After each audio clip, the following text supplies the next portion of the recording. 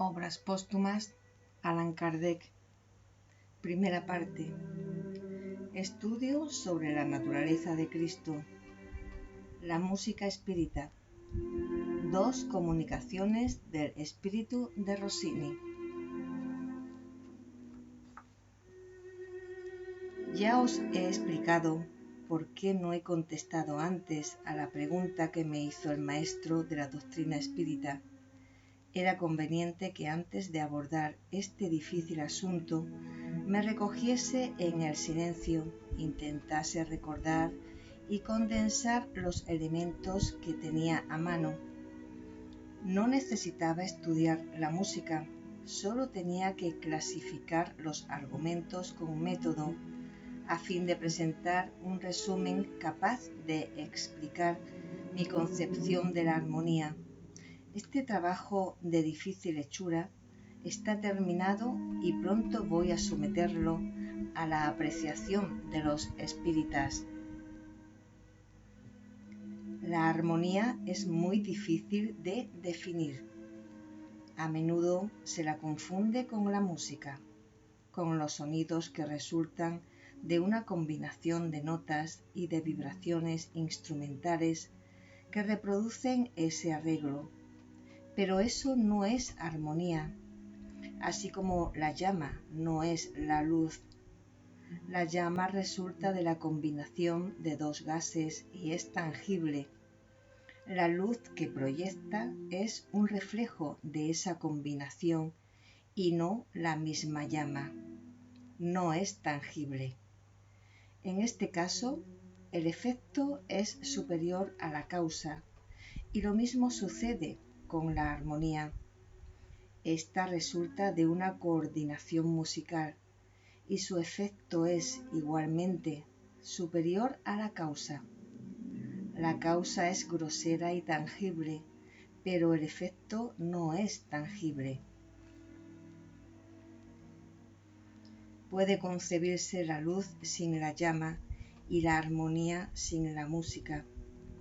El alma es apta para percibir la armonía, prescindiendo del concurso de toda instrumentación, como lo es igualmente para ver la luz sin el concurso de las combinaciones materiales. La luz es un sentido íntimo que posee el alma y, por lo tanto, cuanto más desarrollado tenga dicho sentido, percibirá mejor la luz. La armonía también es un sentido íntimo del alma, perceptible de acuerdo con el desarrollo adquirido por ese sentido, a excepción de las causas tangibles. La luz y la armonía son de esencia divina. Se las posee en razón de los esfuerzos realizados para adquirirlas. Si comparo la luz con la armonía, es para darme a entender y también por qué esos dos sublimes goces del alma son hijos de Dios y en consecuencia están hermanados.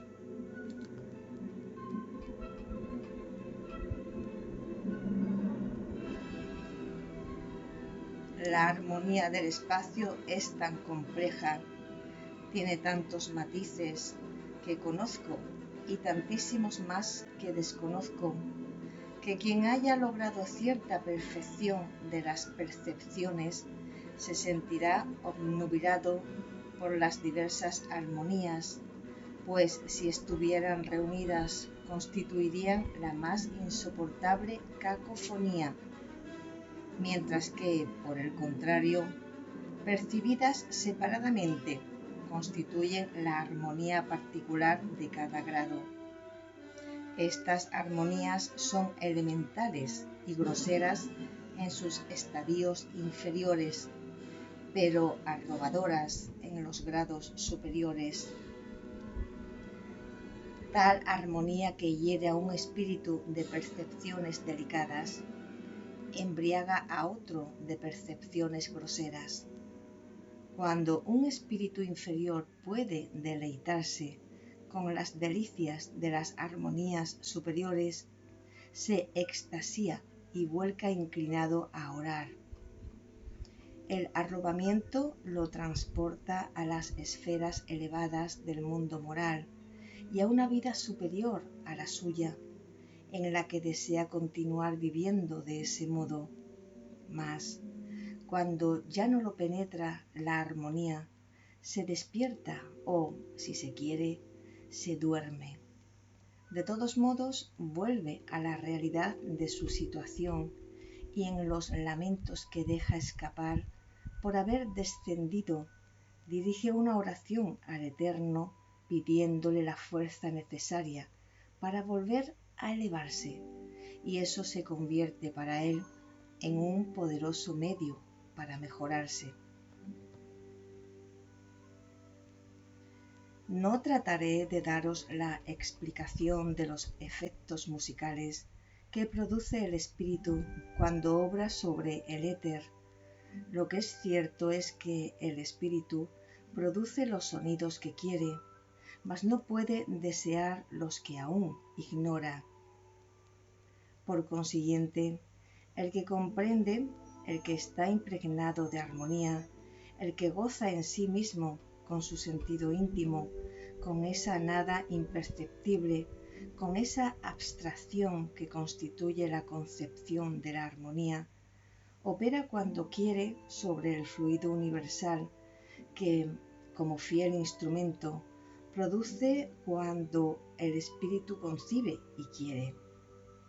El éter vibra bajo la acción de la voluntad del espíritu. La armonía que éste lleva en sí se concreta, por así decirlo, se expande dulce y acariciadora como el perfume de la violeta, o brama como la tempestad, fulgura como el rayo, o gime como la brisa. Es rápida como el relámpago, o lenta como la nube, entrecortada como el llanto, o unida como el césped, correntosa como una catarata, o tranquila como un lago, murmura como un arroyo, o ruge como el mar. Ora posee la agreste aspereza de las montañas, ora la frescura del oasis. Es triste y melancólica como la noche, o gozosa y alegre como el alba, caprichosa como un niño, consoladora como una madre y protectora como un padre, desordenada como la pasión, límpida como el amor y grandiosa como la naturaleza. Cuando llega a este último estado, se confunde en una oración, glorifica a Dios y arroba al mismo que la produce o concibe. Oh, comparación, comparación, ¿por qué hay necesidad de emplearte? ¿Por qué es preciso doblegarse frente a la degradante necesidad de tomar prestadas de la naturaleza tangible esas imágenes groseras para explicar la sublime armonía que deleita al espíritu? Y aun a pesar de las comparaciones, no es posible dar a entender esa abstracción que es un sentimiento cuando obra como causa y sensación cuando se convierte en efecto.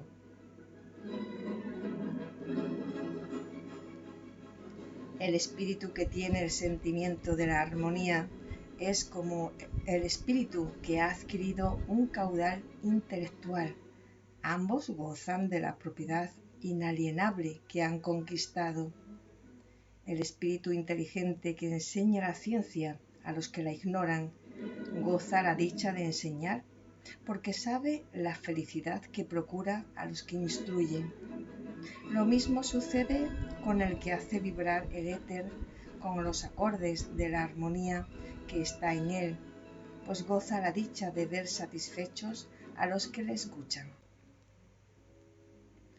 La armonía, la ciencia y la virtud son las tres grandes concepciones del espíritu. La primera lo extasía, la segunda lo ilumina y la tercera lo eleva. Poseídas ellas en toda su plenitud, se confunden y conforman la pureza. Oh espíritus puros que las poseéis, descended a nuestras tinieblas e iluminad nuestro camino. Mostradnos la ruta que habéis tomado para que podamos seguir vuestras huellas.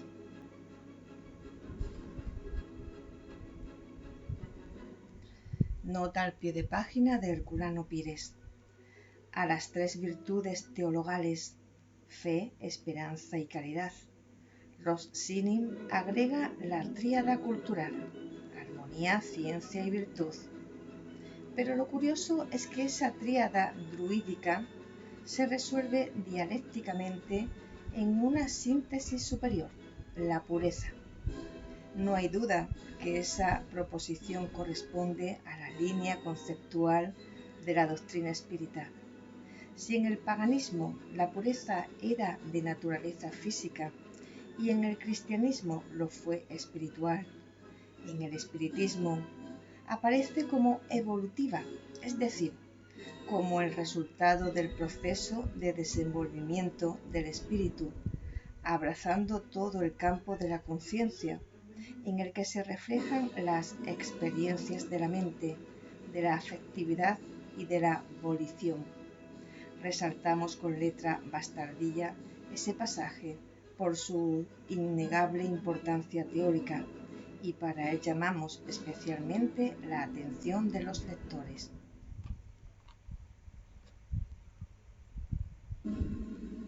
Y cuando pienso que esos espíritus, cuya existencia puedo comprender, son seres finitos o átomos en comparación con el Señor universal y eterno, se confunde mi razón al considerar la grandeza de Dios y la infinita dicha de que goza en sí mismo por el solo hecho de su infinita pureza, puesto que todo lo que la criatura adquiere no es más que una partícula que emana del Creador. Si la partícula llega a fascinar por la voluntad, a cautivar y a robar por la suavidad y a resplandecer por la virtud, ¿qué no producirá, pues, la fuente eterna e infinita de donde se desprende? Si el espíritu, ser creado, llega a contener en su pureza tanta felicidad, ¿qué idea hay que formarse de la que el Creador gozará en medio de su pureza absoluta? Eterno problema.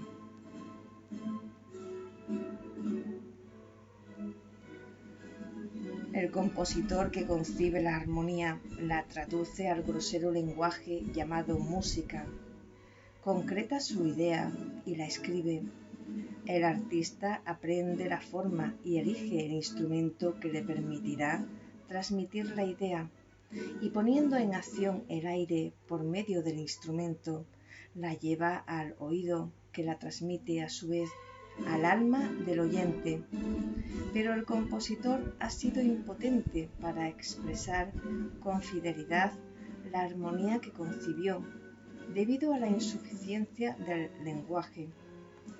El ejecutante tampoco ha comprendido toda la idea escrita, y el instrumento indócil de que se sirve no le permite traducir todo lo que ha comprendido. El aire grosero hiere al oído y el alma recibe, finalmente, por medio de un órgano rebelde, la horrible traducción de la idea concebida por el alma del maestro. La idea de éste era su sentimiento íntimo, pero, aunque desvirtuada por los agentes de la instrumentación y la percepción, produce sensaciones en los que la oyen traducir. Estas sensaciones son las que constituyen la armonía. La música las produce, son efectos de ella. La música así se pone al servicio del sentimiento para producir la sensación. El sentimiento en el compositor es armonía. La sensación en el oyente también es armonía, pero con la diferencia de que uno la concibe y el otro la recibe. La música oficial de medium de la armonía, pues la recibe y la da, así como el reflector es el medium de la luz y como tú eres el medium de los espíritus. Del virtuosismo de la ejecución dependerá la calidad de la música, del brillo del reflector, la luz que proyecte, y de la flexibilidad y pureza del medium, la categoría de las comunicaciones.